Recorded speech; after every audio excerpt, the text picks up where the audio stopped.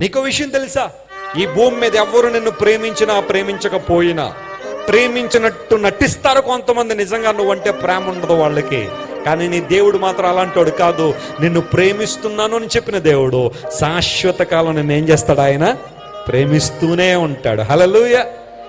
ఆయన ప్రేమ ఎంత గొప్పది అంటే డబ్బులతో కొనేది కాదు దేవుని ప్రేమ, వెల చెల్లించి పొందుకునేది కాదు దేవుని ప్రేమ. తన ప్రేమ దేవుడు మనందరికీ తన ఉచితమైన కృప ద్వారా కృమ్మనిస్తున్నాడు. కాబట్టి ప్రతిరోజు నీలో నాలో ఉండాల్సిన ఒక భావన ఏంటో తెలుసా? I'm loved by God. నేను దేవుని చేత ప్రేమించబడుచున్నా. చెప్పుకున్నావు ఎప్పుడైనా నీతో? మా పక్కింటి అబ్బాయి నన్ను ప్రేమించట్లేదని ఏడుస్తారు చాలా మంది.